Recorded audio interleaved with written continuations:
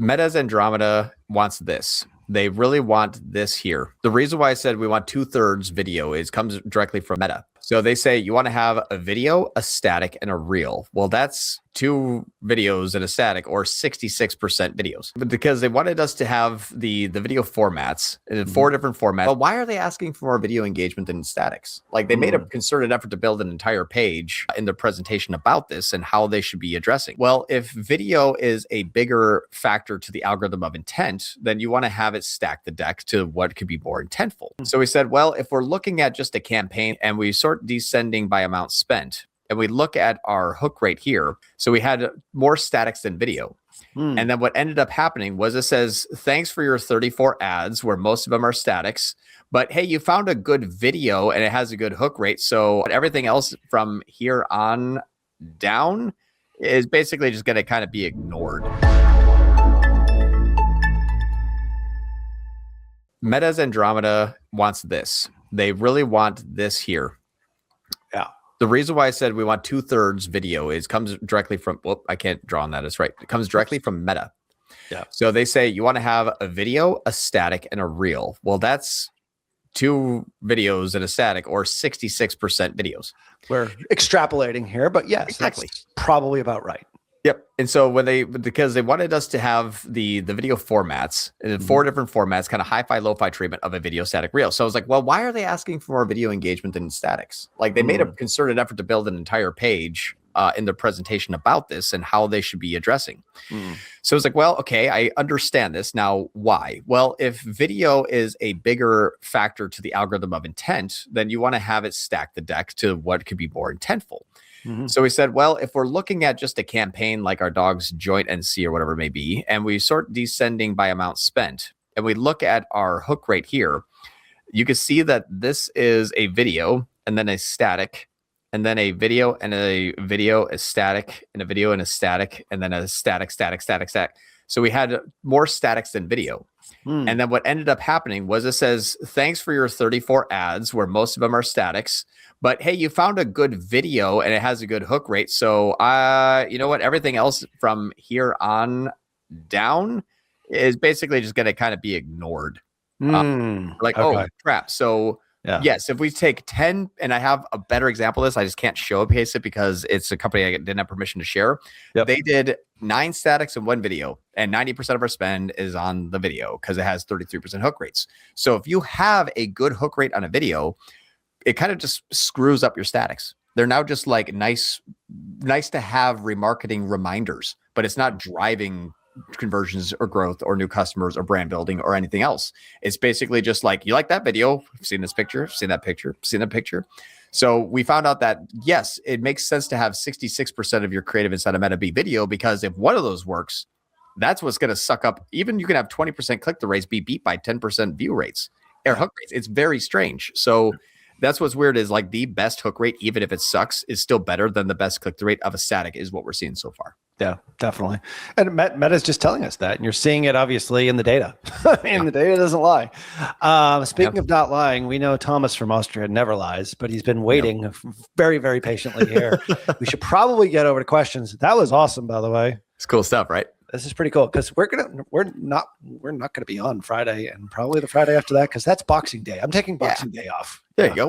We packed a good thing. We got a feeder. I mean, we just told you how to like just scale your company for free. So we get a day off. Okay, we're gonna for the amount we get paid for this, absolutely. Make sure to buy take myself to get a $1 menu from McDonald's. That's what I'm paying for my day off. That's what I'm getting. Need to sell more content creative diversification packages, which, by the way, we only have 1 left. Nice. But you've got like 48 hours to meet up with our salesperson and talk about it. If you want the creative diversification package, which is all 30 creatives delivered every single month, 5 to 7 new every single week, based upon all the things that we're talking about here. And you get the media buying and the tier 11 data suite for free. Nice. There's 1 left. Go to tier11.com/CD. We're going to jack up the prices after the end of the year, because we basically make no margin on that whatsoever. So anyway, because we have to pay our team. That's kind of the important thing. Yes. Got to pay the team. So anyway, get on over to tier11.com/CD. All right, on to Thomas's question. All right. Hi from Austria. All right. He is there. It's very beautiful in Austria right now. It's Right. like snowy and wintry. All right. When you sell a new info product, what's your initial campaign budget in relation to the info product price? How much budget do you burn before changing something with the ads? Great question, actually. Pricing. It's a pricing question. Okay. New John's info thinking. product. Info product. Interesting. Okay. So we can change the price. It's basically zero cost of goods sold, except hosting and pixels. I think we have the right thought process, but maybe just in the wrong step. So what I would say is if you're looking at an info product, you're not necessarily selling the info product, I would imagine, right out initially. You're probably, if it's an info product, you probably have like a lead magnet tripwire or something like that that probably leads into it, like a free ebook and then a course, or a free webinar and then a course. So my question would be, what's the first step that you're counting your ad spend towards? Because that's essentially what all of your ad spend is going to do. So if all of your ad spend is going towards, we just jump right into like buying the info product, well, then it's just an NCAC calculation. But if you're looking at, well, I have to spend X amount of money to get X amount of downloads that turn into X amount of purchases, then you have to do your ad spend divided by your conversion rate and then your net profitability. So 100 users taking the free ebook download, the course, the free course, the webinar. If 100 users, only 10 pop out the other side, and the close rate of those 10 is 50%, and there's 5, what do you make on those 5? And what is the cost per acquisition? That is going to dictate what you can afford to pay for those leads if you reverse it to that 10% conversion rate. So essentially, you're just doing a backwards calculation. So if it costs you X amount of dollars for a quality lead, and you're developing quality leads at X, well, then it's just essentially increasing your ad spend and watching those cost per quality leads doesn't move up or down. But your spend budget doesn't necessarily dictate that. That's just data. Whether you're buying 10 people or 1 million people, hopefully your conversion rate stays about the same, but that would dictate your budget. So it's like, hey, if I need to spend X amount of money to get this quality conversions, well, how many quality conversions do you need a day? That's what your budget is. It's kind of like the backwards data. So I never look at something where it's like, how much can we spend? I look at how much can we afford? I'll start wherever we want to start, $100, $1,000 a day. Doesn't matter to me. It's still going to come in pretty close to what my static is if I was spending 100 or 1,000. I just can ramp it up fairly quickly. So I would say it's not necessarily dictated by the spend level. It's just how many data points do you want before you can say this seems like an average CPA of that portion of the journey. I mean, I don't really know this is out of context, but I mean, typically like what we would really look at is sort of the funnel. Like what's the sales pathway? Do you have some kind of lead magnet and then you sell the info product on the thank you page? Are you just gathering leads and then you're selling them on email? Like there's a lot of different factors here. Right. So hard to, I mean, it could be a several $1,000, info product, could be a $7 ebook. Not really sure. Yeah. So hard to measure. It all depends on your conversion rates, because you can spend $1 million a day if you have a 100% conversion rate on $2 CPA. Like you couldn't spend fast enough, but it's not dictated by that. It's dictated by, well, it's not dictated by spend. It's dictated by exactly what your CPA is, and can you afford that if you just divide that by your conversion rate of who sells after you pay that amount of money per lead. Makes sense. It's got a follow-up question here. When you spend these huge budgets with 5 figures a day, is somebody watching and monitoring the campaign 24/7? With your high budgets, it can get very expensive very quickly when something goes wrong. I touch it very little, actually. So we'll run very concerted tests. But what you probably see here is this is where I think that I like to take a pause just for everyone here, just for half a second. You'll see that I've created 2 custom columns. One is the hook rate, and then the other one is like joint NC. Now, why would I need to know these 2? Is because these aren't inside of Google or inside of Meta, or inside of Google at all either. But if I say, hey, I want to know how many new customer joints and what hook rate this is and how to calculate that, I'm building custom columns because I am waiting to see if the test that I'm running is coming out the other side with a very specific result. So what I would challenge everyone to do is do exactly what I'm doing here. And I know this sounds easier said than done, but it's the only way that I know how to run campaigns. I was okay with just randomly taking out of basically my own pocket, my business partners in my pocket. I was going to say, hey, let's spend $7,000 this week. Okay. Like that's not a small spend. That's $7,000. But before we were unanimously agreeing to spend that $7,000 this week, we say, what are we expecting to see? And I expect to see these two campaigns increase the amount of joint new customers from there to there by getting the hook rate going up from there in the joint feeder campaign during this time. Now, what I would turn that back into is saying, well, if you have these five-figure spends and like, what are you watching it? It's like, not only, yes, we're watching it. I have a date and time and a specific metric that column needs to hit. I think sometimes we like crank it up and cross our fingers. And that part, in my opinion, is kind of like getting paid to guess. That's scary. I can't sleep at night. I say if we spend the $7,000, it should pull up there. We should see that, and it should be coming in at this NCAC on Tuesday. If we don't have that level of awareness as to what you're expecting, then yes, please, we can't spend 5 figures. There's no possible way. Less 6 figures. Because with the reason why we can spend so much money is because we understand all of our metrics globally and what's going to happen because we've been studying this so intimately. So I think that's why I'm like, yeah, throw $7,000 at it. 10 years ago, if it was like, hey, $7,000, I'm like, that's more ad spend than my biggest client has a month. Like, it would have been panic back then. But because we've been measuring so intuitively, we're unafraid because we know what we're expecting with it. Yeah. And it's reliable. Like you tested it enough so that you're not worried about it. But I mean, predictable. Every step of the way, I always say, like, if you're starting at $10 a day, the leap to $100 a day is frightening. From 100 to 1,000 is frightening. 1,000 to 10,000 is frightening. 10,000 to 100,000 is frightening. But at every stage, you develop a sense of comfort because each individual incremental step forward in scale teaches you something, and you probably have reliable systems in place. And we know that this system right now is a reliable system. Exactly right. Yeah. And whatever that system may be, is it, new customer acquisition? Are you testing hook rate? Right. What are you spending? How long are you going to spend it? And what are you expecting to see? And when do you shut it off if what you're expecting to see isn't trending in the right direction? Once you set those rules, you're very, very, very comfortable in what you can spend. Right. Whether that's $100 or $1,000.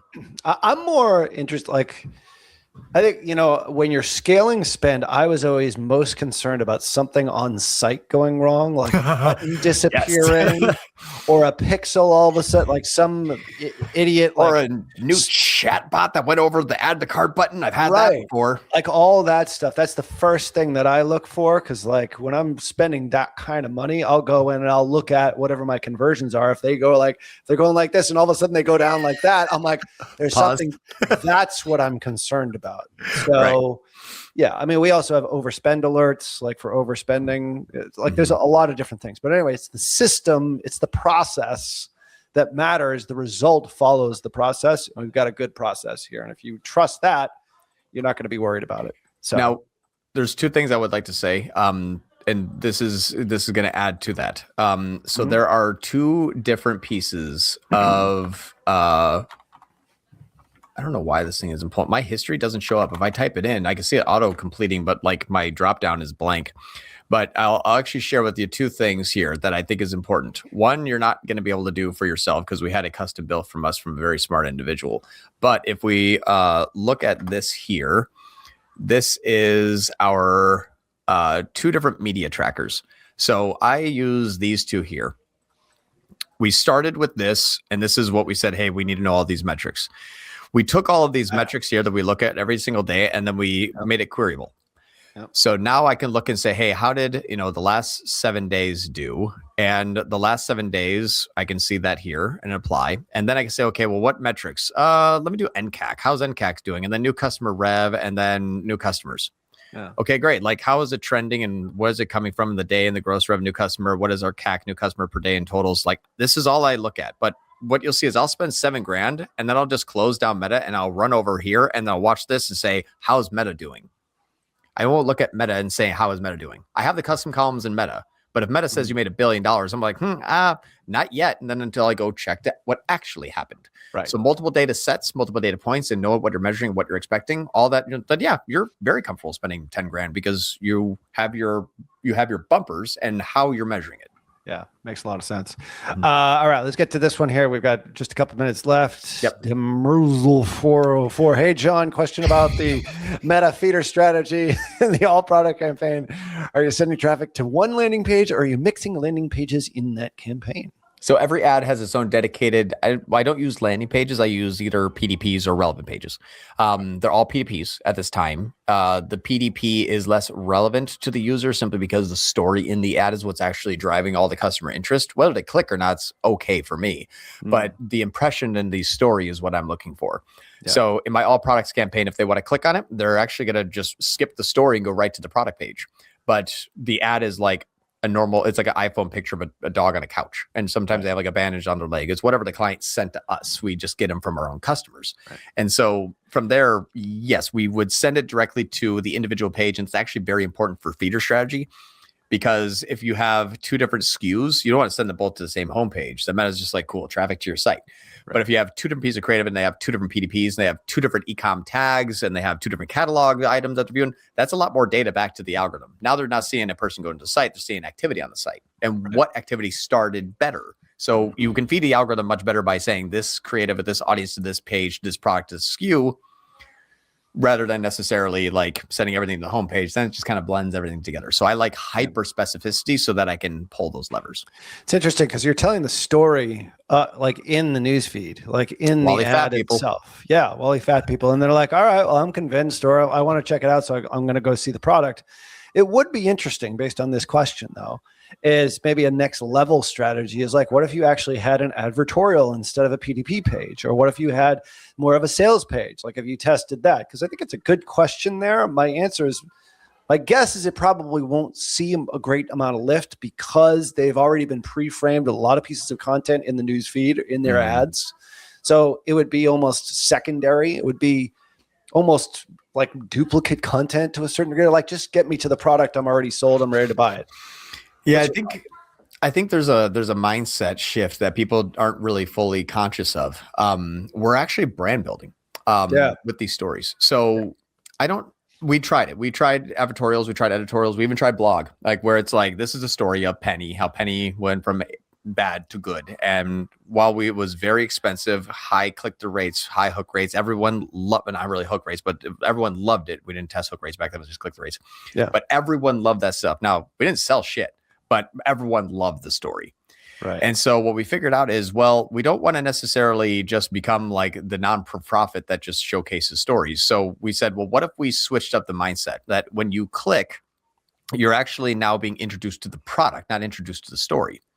But if you see nothing but stories in our feed, you always kind of go on your phone. And if you see a Pet Wellness Direct ad, the mindset says, oh, how did they help this dog? That's what they think now. It's like if you see, there's a company called Tell Your Dog I Said Hi. That's like, or not Tell Your Dog. I forget what the company's called, but they sell merchandise that says Tell Your Dog I Said Hi. All their company does is tell stories about amazing stories about pets. This one saved someone's life. This one, learned how to walk again. This saved this one from a ditch, whatever it may be. So long story short, they have the stories about the animal, and then you can buy the merchandise. But once this story comes up in your feed, you're like going to get happy because this company helps dogs. Well, that's what we do. If you click, you're going to see the product that helped the dog. But if you never engage, you just see us in your feed. Everyone loves Pet Wellness Direct just helps dogs with their joint and digestive. And all we showcase ourselves is the happy puppies of who we're saving. If you ever click, we're selling you everything we fucking got. But if you never click, we're just the happy company that helps dogs. Yeah. So we get to do both. But exactly. But if you click and I spend money and then I just tell you a story, I'm paying a shitload of money to tell you a story, and that's bad business. Good point. So keep them in the newsfeed, really, until they're ready. Wally Fat People. Yep, Wally Fat People. All right, last question here from 33 Big Money. How to structure a campaign in Meta with a glamping resort in Norway with 30 to 50 euros budget per day. Glamping. Oh, man. All right. So here's the good and the bad. I would actually start testing with a Norway local audience. So things that are something about 150 miles, maybe maximum 100 miles, maximum. Norway, I know, is pretty spread out, and population density isn't as dense as some major metropolitan areas. But if this was me in testing it, I would take the locals and I would try to see how much amenities differentiations that I can get out of my meta creatives to see what are people most interested in, and then start to expand from there. So why would I go to a glamping resort? Is because your tent is it's heated, or is it because there's stars, or is it because there's wildlife, or is it because they're blah, blah, blah, blah, blah. There's going to be the mostly important things, or a group of things that are going to be most important to the locals nearby. And if the locals say, wow, this is a fantastic Norwegian experience and I live here, that's going to be really, really good to showcase to someone in New Jersey. So I thinking, in my opinion, is if you can use your amenities to impress the locals, now you have the world as your TAM, your total addressable market. But I would still try to see if you can get the locals, which is very inexpensive, 30 to 50 euros per day. But what is this something that locals are like, wow, this is an experience that I've never really had before, or I can't go and set up my own tent and get that similar experience. That's where I would start to showcase what is important to your audience. Yeah. Million people in Oslo. I would just go Oslo, 20 miles, right? There you go. Yeah. Yeah. That's it. Start it. See what I mean, you would use the same strategy though. I mean, we would use content or creative diversification as much as you possibly can. Yeah. Like with all the different features and the experiences and all the stuff that we've talked about here on a gazillion episodes. Which is why you're Wally Fat People branding, but you're also getting click and hook engagement on what people are interested in. Exactly right. And you're going to get data. Yeah. You're basically buying your go-to-market plan. Yeah. You might not get a lot of conversions, right. but you're buying your plan. That's all you're buying. Absolutely. Yeah. All right. On that note, we actually got to all our questions today. Can you look at that. Wow. This is incredible. Me and you sort of kind of on time, only 5 minutes late. Anyway, this is awesome, man. I really appreciate everything that you have gleaned to this audience for all of 2025, John Moran. This is fun stuff. That's why you are the GOAT. This is great. This is so much fun. I love it. It's we're just kind of getting ramped up. We're just scratching the surface of it. And Andromeda. I mean, shit, it came out this year. Like, it's cool. Imagine the stuff we're going to learn next year. Oh man, 2026 is going to be amazing. It's going to be so cool. I'm excited. It's going to be a big year. So anyway, so check us out, the Creative Diversification Package. You know, you get 30 creatives every single month doing all the stuff we're doing here. Plus, you know, John oversees all of our growth strategists, so they know exactly how to do all this stuff. But you get the media buying and the Tier 11 data suite, which is great data for free. Check it out. There's one left. Tier11.com/CD.